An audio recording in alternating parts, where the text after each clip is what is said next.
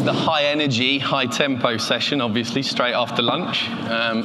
I think some people have probably already visited the bar, so we'll see how many we get in. But happily, I have a high energy, high tempo, glamorous panel, starting with Eddie at the far end, Jill, and then Jen. I mean, just in case you didn't know, that's all of us up there. So I'm asking the questions, but these guys are doing the talking. I'm described as a consultant. I'm not sure to whom or about what, but if anyone has any ideas later, then let me know. Anyway, first question, and I'll throw it out to whoever wants to answer first, is what do your individual businesses or you mean by content in the context of your business models? I'm going to go first. Of course. Because mine's the easiest answer. So I'm Jennifer, and I'm the Chief Content Officer at Hook. We are an OTT platform owned by Singtel, Sony, and Warner Brothers in 5 different countries at the moment: Singapore, Philippines, Thailand, Indonesia, and India. And for us, content is a lot easier than what I think Jill and Eddie are going to explain. So for us, content is entertainment. It's videos, it's short form, it's long form, it's your favorite movies, your favorite TV series, your favorite people doing silly things in short clips. It's what you watch to entertain yourselves. So I have an easy answer for content. You do have the easier answer, so that was why you went first. But for Eddie, I imagine it's a slightly different concept, not least because as yet the entertainment business is yet to launch, so that's coming soon, so keep your eyes peeled for those in Gojek Indonesia. But what is it you see as content, Eddie? Yeah, so so my name is Eddie Sulistyo. I'm the head of Gojek Entertainment Group, and a lot of people asking like why Gojek enter into entertainment. So for us, content is basically anything that can be consumed that makes people happy, and in our ecosystem right now we see including food. Yes, I mean. There's a food content, right? There's a content about food. Because you can order food through the Gojek app for anyone who hasn't tried it. So that is content, I suppose. Yeah, I think for most people, especially in Singapore, they're not really familiar about Gojek. We have actually in 5 countries right now: Indonesia, Singapore, Thailand, Philippines, and Vietnam. Yeah. And we are super app. It's a collection of super app, 3 super app actually: the consumer super app, a driver super app, and also the merchant super app. We have 2 million drivers. We have 400,000 merchants across the region, and we have been downloaded 155 million times, and in 125 million in Indonesia alone.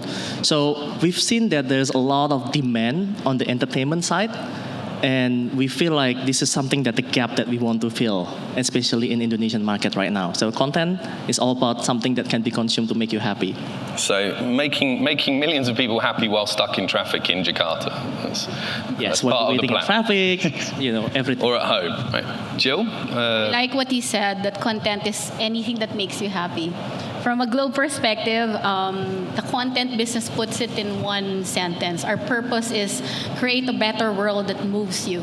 So for us, content is anything that moves you, whether it's videos or music or games or even m-commerce. Because at the end of the day, like me, for example, I end the night trying to think, what should I buy today? Or what can I actually window shop today? So for me, m-commerce is content, and so does the rest of Globe in terms of trying to find relevance in terms of what moves you. So that is a very loose definition of what content means to telco for Globe in the Philippines. But it's passion and engagement, right? I mean, I think that's whether you're a pure content delivery player, whether you're a telco or moving away from a pure telco, or you're a super app, it's about engaging your customer, engaging your people.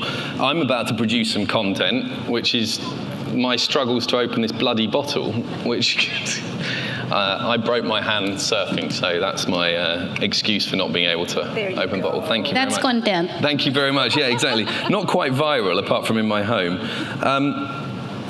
Do you see content as being a necessary part of your business model? This is mainly to the telco and to Eddie. Yes. Or more of a competitive value add? So Jen is my partner, so my answer is yes. It's a very big relevance to telco. Yeah. Okay. So you're just agreeing.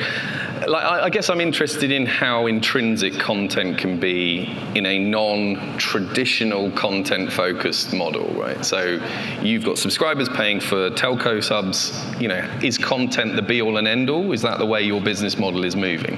For us, it's simple. It's how to stay relevant in terms of what do we provide as a customer proposition. Because it used to be that it's a decision between do you go with telco A or telco B, what's the better value in terms of the plan construct, for example, is it cheaper here or is it there? But for us, over time, we have tried to differentiate Globe through the partnerships that we have begun to shape over time. Our entry into the wonderful world of content actually started in the early days of Infotex, right? When it was horoscope for the day or voting here, voting there. But over time, after smartphones became prevalent and data became second nature and quite a core product of telco, we realized that access is not the core revenue stream of Globe. Of course, it still pays the bill, the salaries at the end of the day, but it's what the customers do with it. What will they use the gigs for today? Is it to surf for information? Is it to actually search for the latest piece of content, whether it's linear or on demand, whether it's free or paid? So it's a differentiating point in terms of what we can offer to the end customer in terms of what appeals to them from an interest perspective, whether it's gaming or what's this long-form, short-form content, music, and esports is the latest venture of Globe actually as well. And in the room, I think I have some colleagues who are actually behind content creation. So as we find local content as a carve-out to increase the relevance of the proposition of Globe with our target market, we have started creating our own content as well, whether it's live or canned. Okay.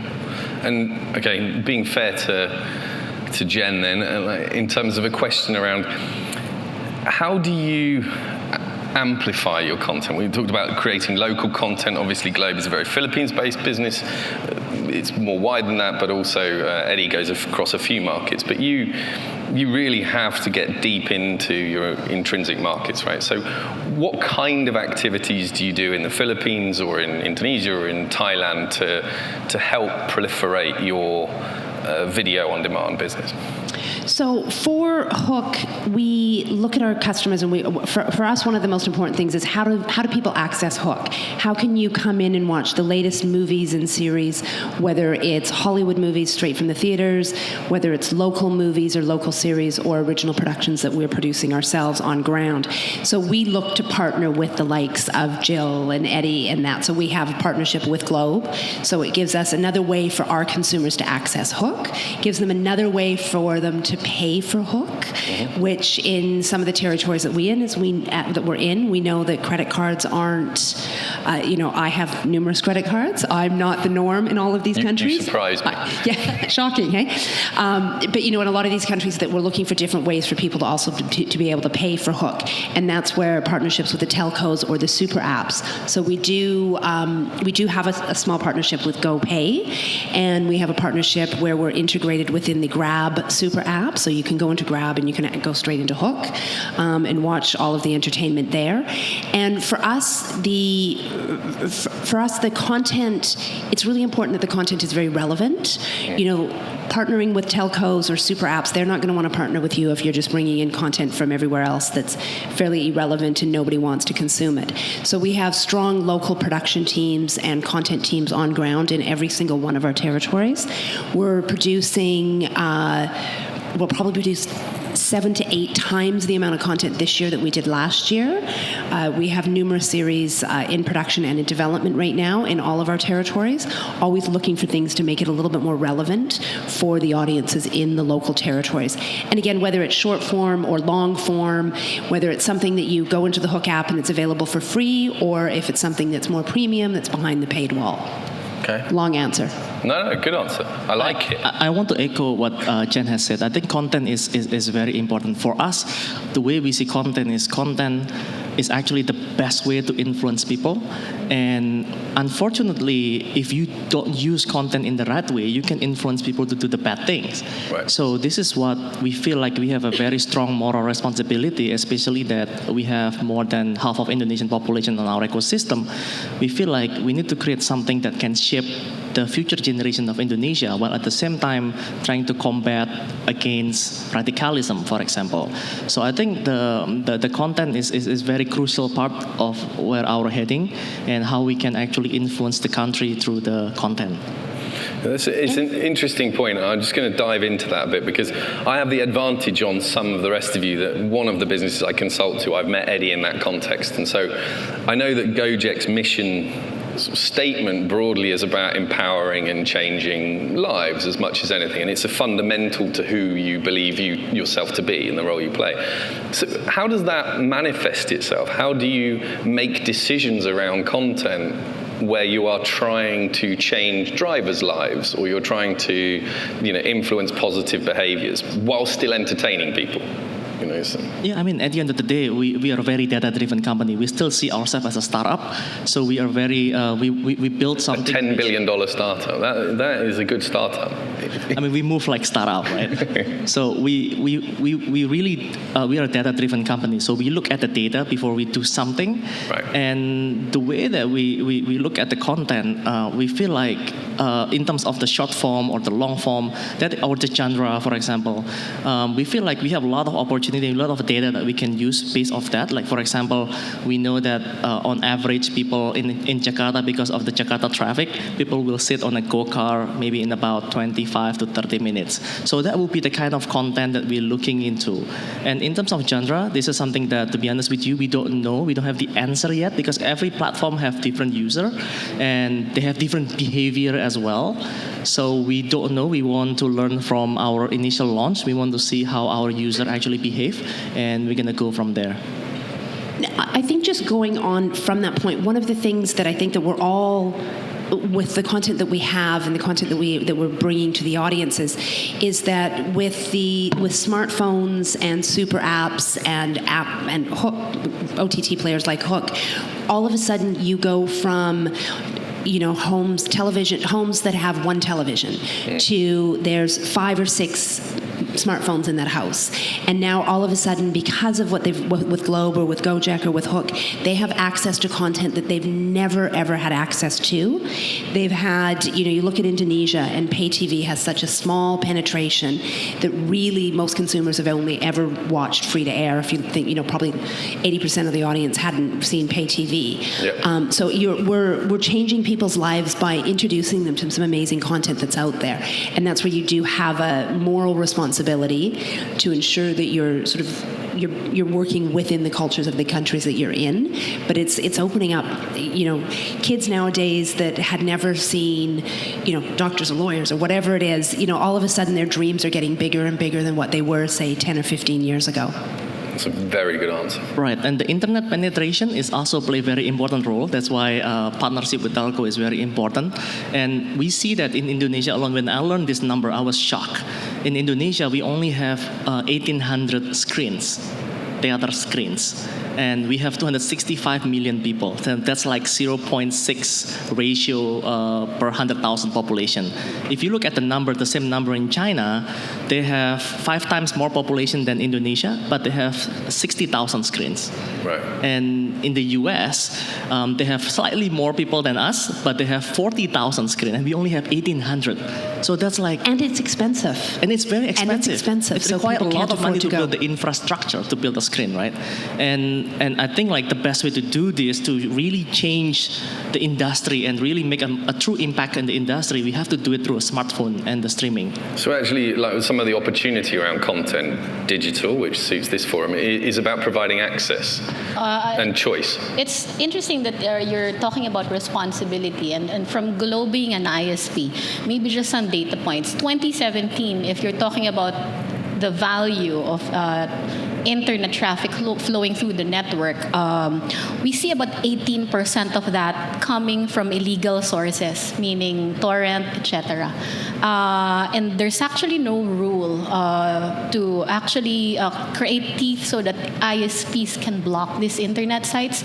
So we started with those that can actually be enforced given existing rules in the territory, like anti-child pornography. And we've actually cut around 2,500 sites relating to child trafficking, child pornography. But there's no such rule that's existing for structured content. So we took it upon ourselves to actually band together with our partners and like-minded individuals in the industry. There are orgs like AVIA, Coalition Against Piracy, and recently Globe has partnered with the Optical Media Board so that we can be more proactive in terms of going after illicit streaming devices. But more importantly, from a regulatory perspective, we're trying to push the reactivation of a bill in the Senate that actually will help configure or go after online anti-piracy. And of course, partnerships with content partners such as Hook and other like-minded individuals like Disney, View, for example, in terms of establishing who owns the intellectual property, whether it's licensed or in perpetuity. And let's establish a better world wherein content creation will thrive and people will consume it the proper way than through the illegitimate sources. Yeah, and just to go with what sort of Jill was saying is that, for Hook, it's incredibly important for us to have content, one, that's exclusive, and two, that is either day and date. So if they're series, we like to have them day and date with the US or wherever the original broadcast is coming from, so that we can get them to the audience localized as quick as possible and ideally faster than the pirated sites. So we're giving people an alternative to actually watch the content legally at affordable prices. And as Eddie was saying, there's 1,800 movie theaters screens in Indonesia. So we bring movies to the audience 90 days after theatrical release as quick as we can. Right. 90 days is the fastest we would do it faster, but those 1,800 theater chains don't want us doing it any faster. But we've got to try to do that to try to combat the illegal sites. And we work in all of our territories very closely with all of our partners and things like MPAA to try to combat the piracy, because it's insane.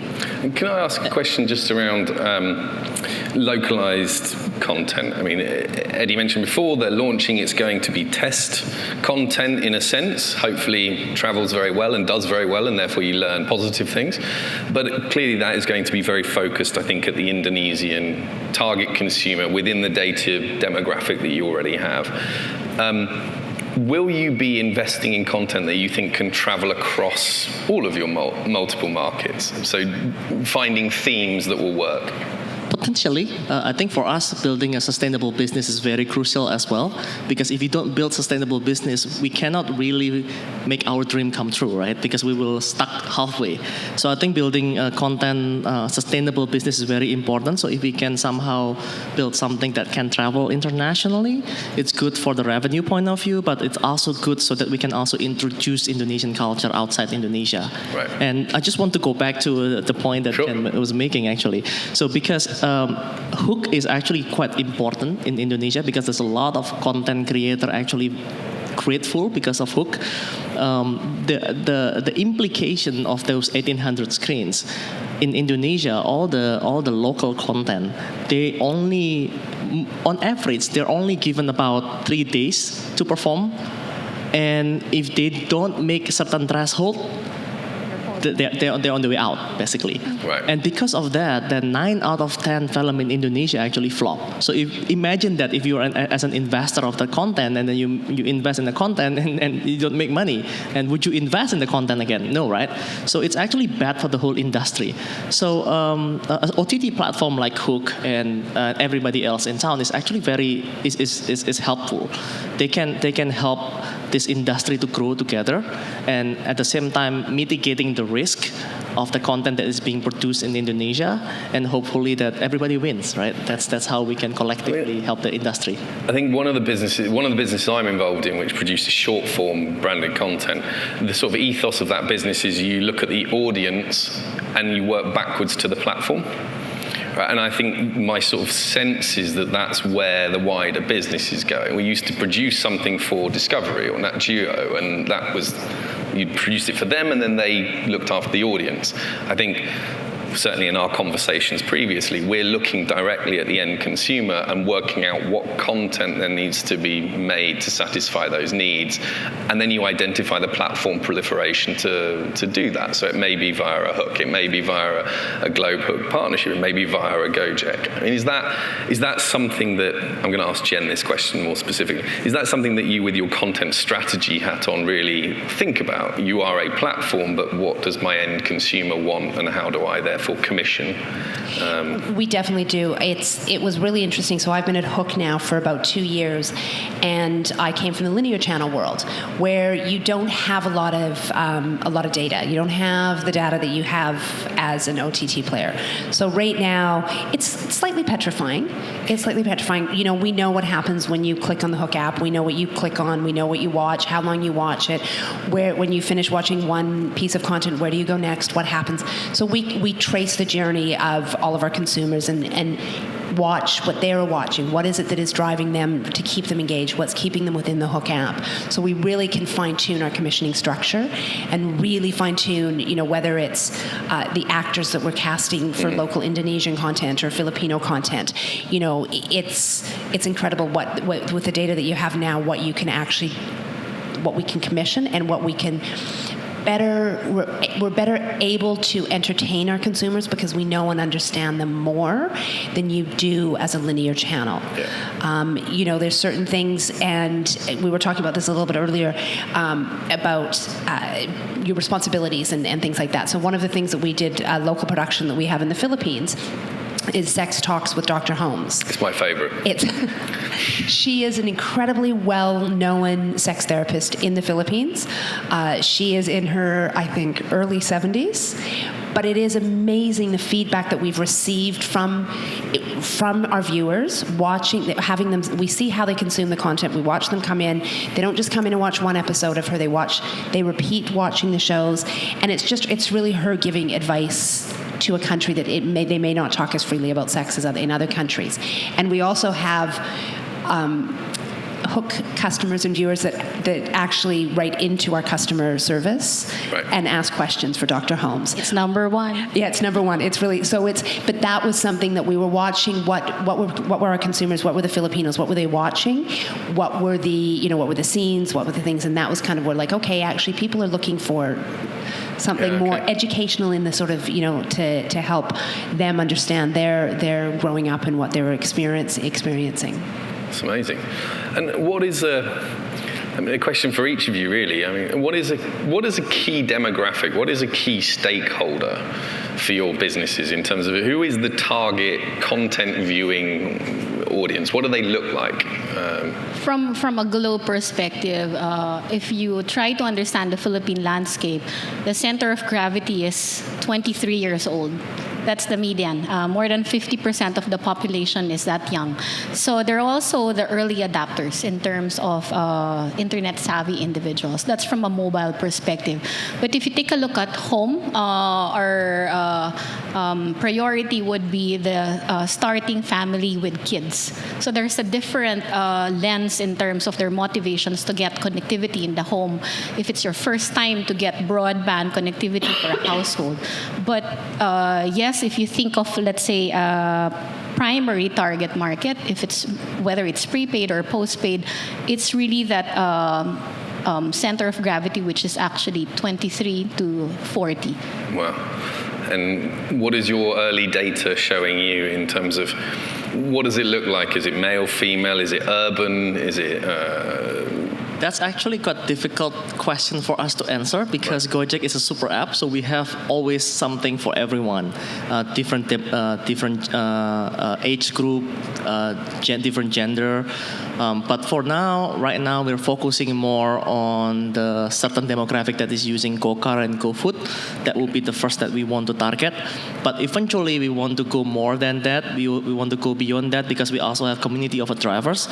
We also have a community of merchant, and we also have people who actually go using GoRide on daily basis. So that's something that we want to build and influence people in the great ways. Is this your Minority Report head-down display thing just doing for the Go ride? He's got a personalised helmet, so we can tell you another time. But is it fair then the Go car, Go food are probably the slightly more affluent bracket who appreciate the value-add services, and that's where you're launching the kind of entertainment prospect at? Correct. Like I said, because there's more middle class in Indonesia, and I think partly because Gojek. Just to give you some statistic, so we have 2 million drivers and then like 400,000 merchants, right? Yeah. So those 2 million drivers, they're actually making 50% more than minimum wage in Jakarta alone. So basically, what I'm saying is those people have move from lower class to middle class, and it creates a significant impact on how they actually spend their money on. So they spend money on the entertainment more. So because of this, we want to do something to cater toward what they need. We want to do something to fulfill the gap, and those would be the primary target market that we want to focus on when we first launch. Makes a lot of sense. Jen, do you have, it must be more difficult for you to say, you need to be from the 5-year-old to the 75-year-old, right? But it does, and it changes in every single territory. So each territory is different, but it also depends on our partners. So for example, in the Philippines, Globe is a very close partner of ours, so our demographic is very similar to what Jill has just explained, because of the partnerships there. But just something, and sorry, I have a tendency to go back on questions. You were talking earlier with Eddie about what the content they're looking at having, and from a language perspective. And I think one of the other things about smartphones and super apps and OTT players is we've really opened up the audience's eyes also to different content and new content. So we do see content that Hook has produced in the Philippines working in Indonesia, working here in Singapore. Thai content does very well for us in Indonesia. We're really excited that we have the ability to take the content to all of the different territories and introduce people to new content. So we, as Hook, we localize everything in Indonesia, into Bahasa Indonesian, and we're also going to be soon, this was announced a couple of months ago, we're planning to dub all of our content, but it's doing it through AI dubbing. So it's giving people that may not, when you're watching TV on a smartphone, sometimes it's hard to read subtitles. Yeah. And so we're not pretending that it's a human that's doing the dubbing. We'll be very much about the smart dub. It's AI dubbing, but it gives people another opportunity to be able to consume content and to watch content, whether they're in their Go car, stuck in traffic watching Hook, or if they're in another traffic jam in Manila. A lot of traffic jams where you guys come from. But I think localization, obviously very important culturally and linguistically. There are now technology tools, and people have been speaking about them all the time, AI dubbing, that help it translate. But I also come back to the most American panel I've seen today, which was Sarah Bullwinkle talking about launching Billie Eilish. For those who don't know, Billie Eilish is a 17-year-old kind of new wave pop star. And she made this observation that when she travels around Asia, she sees a lot of little Billie Eilishes. Right? A 17-year-old kind of edgy music fan looks very similar wherever they are in the world. If you can get that authenticity and that appeal, I think we're starting to see that travel. And one area, I'm bringing this back to something Jill mentioned, where I do think you see that is in the gaming and esports content, which I think is truly trans-global. So in terms of content decision-making, Jill, I'm going to put you on the spot because you see that as a very important new limb of your content business. Can you tell us a bit about what you're doing there? Well, we're launching a big play in terms of games and esports in general, and it's anchored on the fact that if you're talking about Philippines, 100 million in population, 30% are into some kind of gaming, whether it's casual or hardcore PC gaming. So we're doing it all, from partnerships and also in terms of productization, SKUs that appeal to the local demographic. And when we say localize, it's not necessarily Filipino games, but creating products that will allow them to discover legitimate gaming per se, and also in terms of esports, we're doing the whole bit in terms of creating teams, leagues, and with a path to the international stage, and tying it up to purpose. For example, if there's a Team Liquid, for example, that's making it big in terms of aside from playing the game or the sport of esport, they're actually known and earning in terms of capacity more than probably Manny Pacquiao is a small fry compared to, let's say, Faker of SKT, right? So that's the comparable earnings. So the jobs of the kids of tomorrow are not known today. So for us, it's also creating awareness in terms of a whole industry that's not acceptable to the generation of yesterday. But today, it's legitimate. Esports is a sport. It's actually going to be a medal sport in the upcoming SEA Games in December. Globe is fielding teams as well. It's part of the national team, but it's a whole ecosystem that's not known to us 5 years ago. Maybe in the developing countries it's been accepted, but in the Asian region it's only recently, except for the likes of Korea and Japan maybe.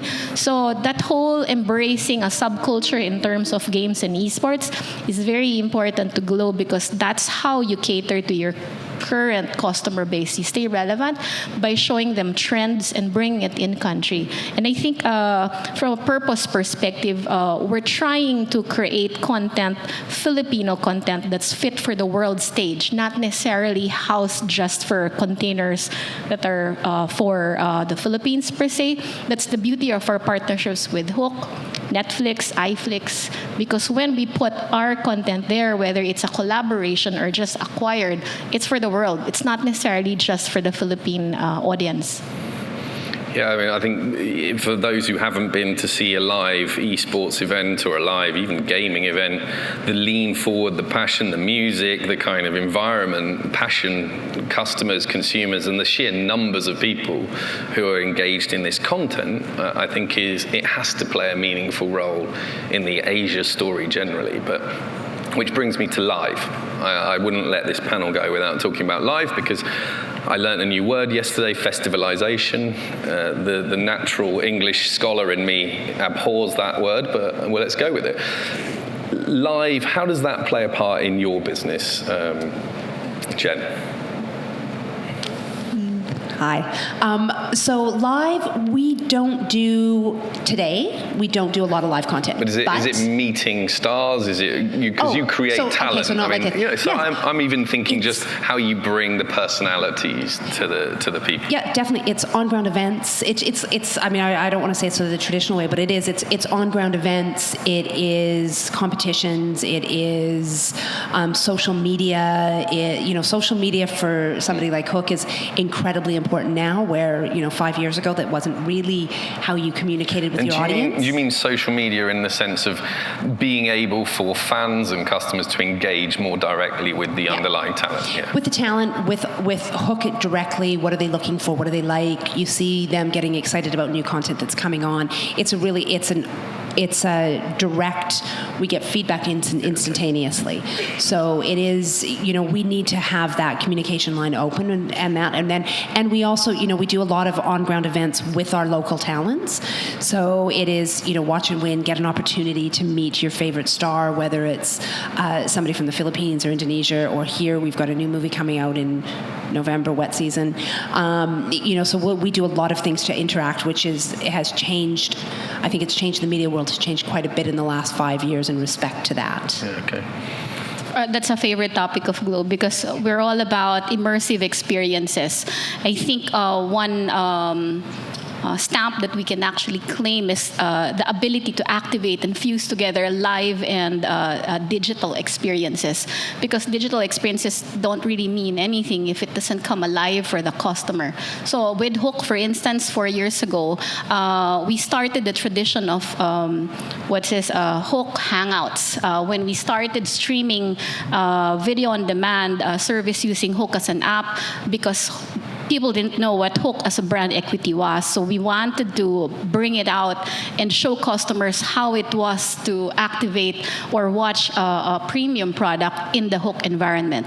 And then we do that a lot in terms of reaching out to our customers in a gamified manner. We show them the customer proposition of a Spotify, for example. Maybe put there an Orbitrack machine and show them the feature of Spotify when there's Spotify running. So it becomes more meaningful for the customer if they see what it means to experience something digital in a physical aspect. And we create live events as well because although we are, if people burn data, we're happy because revenues come in. But we feel that there's better traction if customers are more engaged in the fandom. For example, we even created a lifestyle line so that, let's say, the properties of our partners come alive. For example, if we're talking about Netflix, we came up with a line of collaboration around Netflix Stranger Things shirts, for example, or a collab with Disney, because for us, the fan economy is very important so that people are more engaged, whether it's digital or physical. Are you sure you're a telco, Jill? I mean, like... We're not. We think, we started out as a telco, but we think now that we're more a business platform so that partners can use us to reach their customers better in country. And just on the live bit, I'd like Eddie's take on this, because Eddie's background is particularly pertinent for this. I mean, I'll let you tell the story. But. Yeah, I mean, live is actually very important piece of our entertainment business. Yes, you mentioned, so basically my background, I founded a company called Locket. So Locket is basically the end-to-end B2B event management platform. We have about 85% of market share in Indonesia on the B2B side. And then we also have GoTix, which is the B2C side, that's how people actually can buy tickets. So I think live event is very important for us. And there's a lot of things that we can do on the live event, especially from the branding point of view and how we can do offline activation. But most importantly, event is actually very key on the local economy drivers.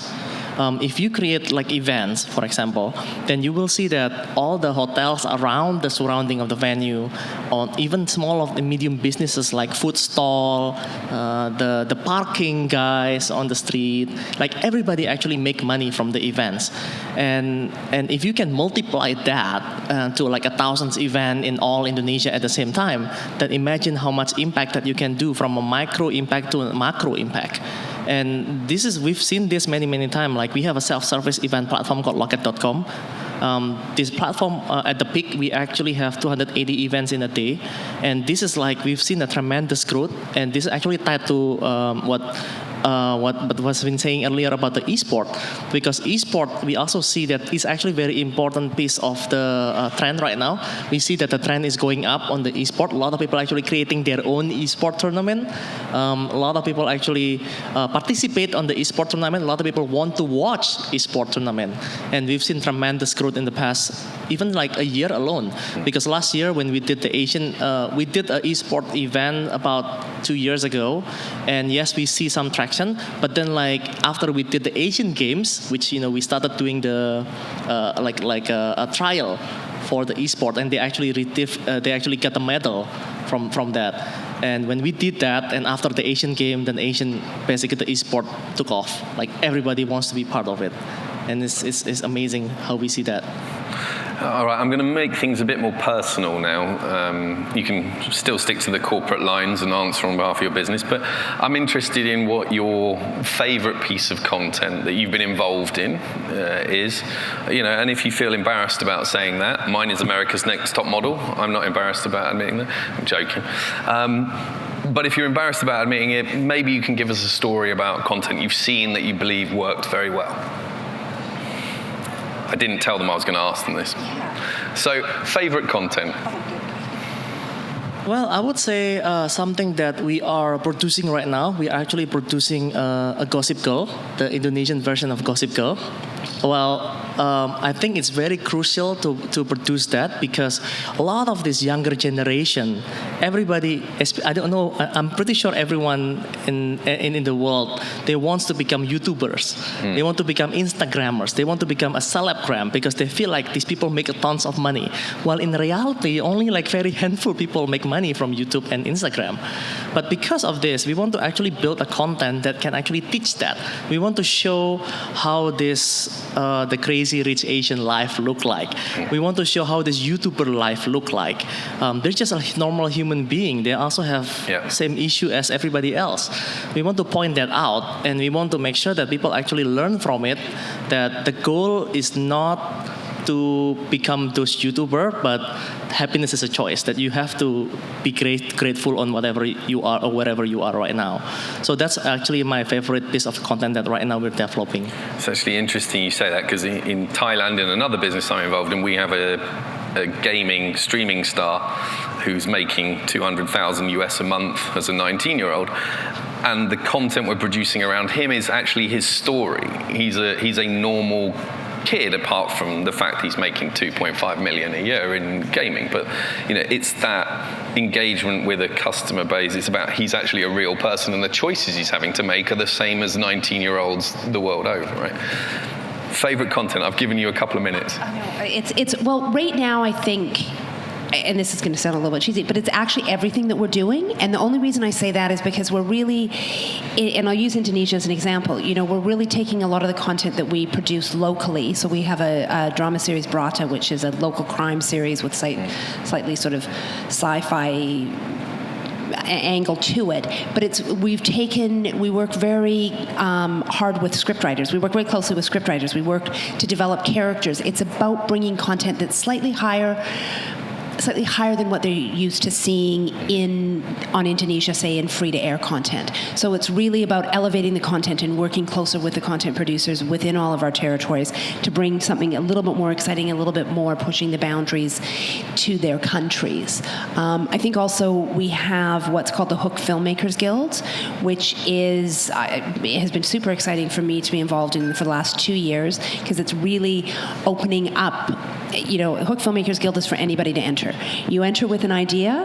We shortlist from about, I think there's 600 or 700 entries that we've gotten each year.